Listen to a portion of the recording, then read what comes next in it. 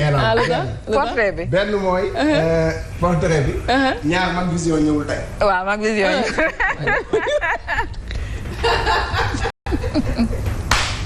xam nga dama xaw a tardé yëguma boobu. Mag Vision léegi la ñëw.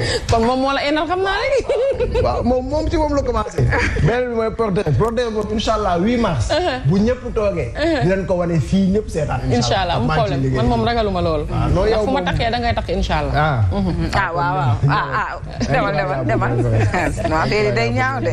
merci beaucoup Mouhamed et Nafi alors tey nag incroyable mais vrai dafa daal day dem ba Bruxelles fekk fa benn xale bu ndaw a ndaw buy wuyoo ci turu Samuel Movi moom nag on dit souvent que la vérité sort de la bouche des enfants alors pour en avoir la confirmation dañuy dem xooli la petite vidéo de Samuel daal dellu ci plateau bi pour yaatal. Arrêtez de vouloir être aimé par tout le monde. On ne peut pas plaire à tout le monde. Quoi que tu fasses dans la vie, les gens te critiqueront. Alors fais ce que ton cœur te dit de faire. N'ayez pas peur. Chacun est responsable de sa propre vie. Voici 3 catégories de personnes à éviter absolument. Beaucoup d'amis et plus souvent une source de problèmes. Voici les 3 catégories de personnes que vous devez éviter. La première, c'est des personnes qui parlent souvent mal des autres. Quand elles sont avec vous, elles ne parlent jamais de leur propre projet ou des mauvaises choses qu'elles font dans leur vie. Elles sont tout le temps là à parler des autres. C'est elles qui voient la paille qui est dans l'œil des autres. Elles n'aperçoivent jamais la poutre qui est dans son propre œil. C'est pour les autres qu'elle voit. Tout ce qu'elle dit sur les autres, elle dira la même chose sur toi. Rassure-toi, cette personne ne laisse pas quelqu'un. Quand elle vient devant toi, elle fait semblant. Elle va te faire la même chose. Méfie-toi de cette personne. C'est pas quelqu'un de discret. C'est quelqu'un qui parle mal des autres pour se faire plaire ou pour avoir de la place. Méfiez-vous de lui. C'est un ami inutile qui ne partage jamais des belles idées avec vous. Deuxième catégorie des personnes, les manipulateurs. Les manipulateurs... Désolée. Désolée. Je suis désolée. Les manipulateurs ne laissent jamais la possibilité d'être soi-même. Elles manipulent les gens. Les manipulateurs peuvent facilement vous détruire si vous vous laissez emporter par eux. Les manipulateurs se passent souvent pour des gens qui sont là pour vous. Pourtant, ils ne sont pas là pour vous. Ils sont juste là pour vous manipuler. Si vous ne faites pas attention, ils vont vous conduire dans l'erreur. Parce que les manipulateurs ne sont jamais sincères. Ils positionnent les gens et ils se positionnent, puis ils vous exposent après. Donc faites attention à ces catégories de personnes. Ils vous laissent jamais la possibilité d'être soi-même. Troisièmement, les profiteurs. Les profiteurs se souviennent de vous lorsqu'ils ont besoin de vous. En ce moment, vous êtes comme une bougie qui leur viennent en esprit lorsqu'il fait nuit. C'est des gens qui vous aiment, juste par intérêt. Leur amour n'est pas naturel. Ils vous aiment parce qu'ils savent bien qu'ils reçoivent quelque chose derrière vous. Le jour où vous n'aurez rien, ils vont vous laisser tomber, ça c'est sûr. Parce que c'est des gens qui sont derrière ton bonheur. Si tu étais dans la souffrance, ils n'allaient pas t'aimer. Donc faites attention à ces 3 catégories de personnes. Si cette vidéo tu l'as aimée, tu dois...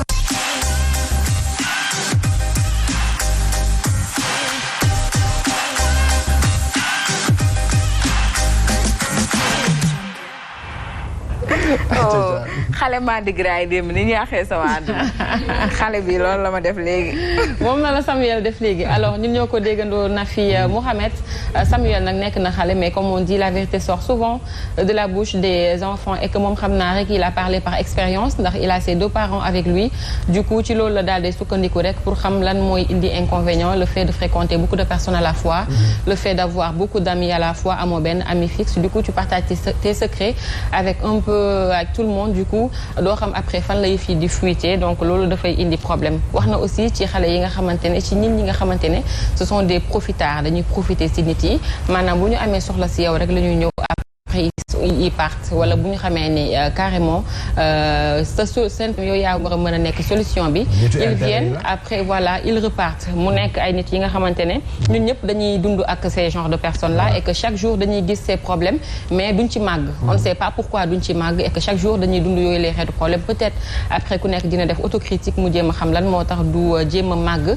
à chaque fois mu am problème ak li nga xamante ne moo di ces fréquentations là wax na aussi beneen type de personnes muy les personnes yi nga xamante ne dañuy gis la paille qui est dans l'œil de leur prochain mais duñu gis la poutre bi nekk ci nga xamante ne moo di seen i bët maanaam dañuy gis problème bi nga xam ne moom la seen morom nekkee ñu koy divulguer te ñoom amaana ñoo ëpp ñi nga xamante ne moo di yooyu les personnes wala wolof naan da ngay am sa saaku di lijjanti kilo jaam am na neneen nuñ koy waxee nu gën a réew da ngay am sa kopp di liggante paanu voilà mi ngi noonu donc mu nekk xale bi nga xamante ne yéen a mag ñu bëree bëri et que il est temps aussi de se réveiller de moytu li nga xamante ne moo di si fréquentation wala di xoolaat bu baax a baax ñi nga xamante ne ñoom ngay partager li nga xamante ne moo di ses secrets na fi Mouhamed manipulateurs yi rek des manipulateurs du dangereux ci laa mel ni ko ne rek xam nga xale bi boo ko xoolee gis taxaw et tu sais que man j'ai appris récemment qu'il y a des livres pour apprendre comment manipuler une personne. Comment manipuler? Les livres de manipulation. Oui.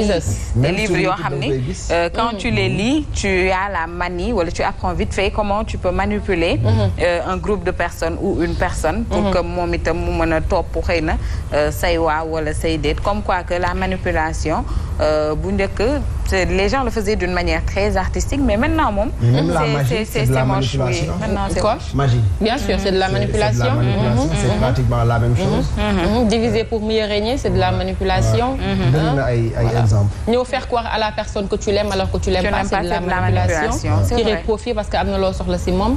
Et puis voilà, après les conséquences doo ko xam parce que mën na indi perte de confiance en la personne, en soi-même. Nit ki mën na ñàkk confiance ci moom, mën na ñàkk confiance ci nit boo xamante ne dafa am ay intentions yi bien envers moom, mais le fait que mu dund benn expérience boo xamante ne c'était mauvaise, donc dootul amati confiance ci li nga xamante ne mooy entourage am et c'est très dangereux.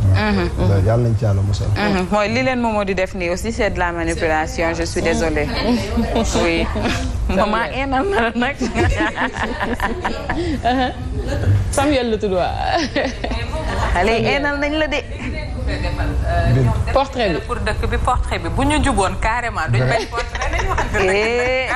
am na loolu day wàlle nag bi baax na waa baax. Mais attends bu ngeen juboon dëgg.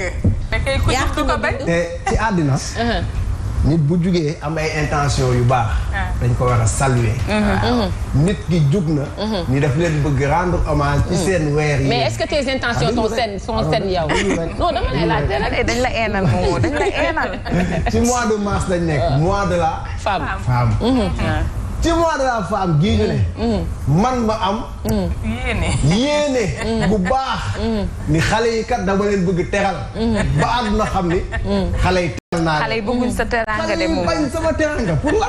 xale yi mooy yow lan moo tax xam nga gis nga charité bien ordonnée commence par soi-même tubaab juumul. lu tax doo defal portrait Aminta mu baax mi. sama yaay. waaw defal naa portrait bëgg nga defal portrait Ndeye Soxna. mbaa nga defal portrait Mama Sita. mbaa nga defal portrait man moom bëgg man xam naa am nga yéene mais jaru ko déglu. Astou Ndiaye mais moom lu tax nga bëgg a tëb ñooñu ñëpp. non parce que ñooñu sama famille lañu. parce que ñii ñooy sa seconde famille. vous êtes ma deuxième famille. waaw ñooñu. portrait dinaa leen ko defal garaaw mais yéen laay liggéeyandool damay dégg yu bëri ci yéen ci mbedd mi. damay dégg yu bëri ci yéen. dama bëgg seetal seen der laa bëgg seetal ci dëkk bi àdduna bi yëpp xam ni vraiment ay nit yu exceptionnel ngeen. xam naa ne sa portrait bi yow dama leen bëgg dama ko tey portrait ñun la ñun nga war a portrait. waaw mais moom merci. parce que yow bëgg naa ñëw ak yow ci ni nga taalee woon. jox ma bi kii MD. bi ma boyalee woon am na bi. MD. je suis mauvais. bu baaxee ñu dem Béti naan ko Malcolm. Nafi. Nafi lu mu wut ci coow. nga fàtte lii. ba ngeen génnee fa. am sa téléphone. man bii du sama. naan ko chauffeur te kaa xam nga leew chauffeur. te mu àndal leew chauffeur.